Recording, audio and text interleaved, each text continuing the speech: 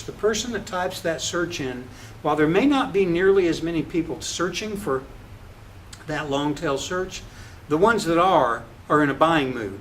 They're much more likely to take an action immediately when they find the right location. Search engine marketing. Search engine marketing actually is a synonym for pay-per-click advertising. Pay-per-click advertising, again, is the ads that show up at the top and on the right-hand side. So if I were to click on this ad for Nordstrom dresses, I'm probably going to charge Nordstrom a fee of $2, $3, $5, $10. I don't know how much they're paying, but these are pay-per-click advertising, and that means every time somebody clicks on one of those ads, it costs Nordstrom some money. This is Google's primary way of earning money.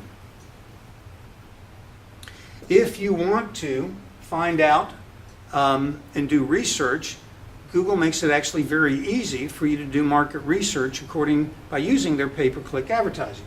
First of all, you have to have a Google account, like a Gmail account.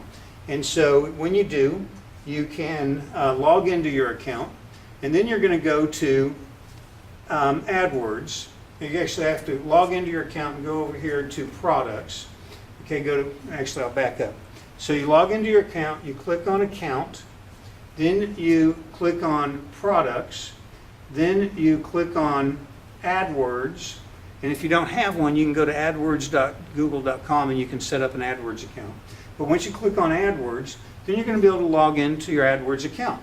And you can hover over Tools and Analysis, and there'll be a drop down for keyword research. And you can plug in some keyword phrases, and then Google's going to show you the results. Like in this case, Dallas dress boutiques, Dallas resale boutiques.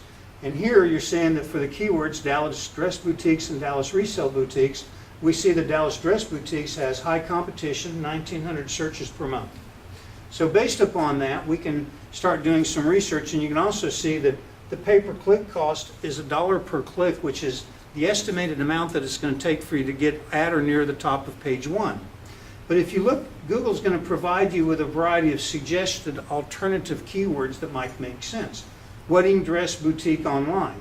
Notice it's one of the more expensive, $1.03, but it's also one of the longer ones, which means that people that type wedding dress boutique online are actually knowing what they're looking for. They're ready to buy a wedding dress online. So the people that are providing that are willing to pay a lot of money for it. So this is just another page. Let's talk about SEO success. What are the things that it takes to be successful with search engine optimization? Well, first of all, you want to have your website built as a blog website, probably on WordPress.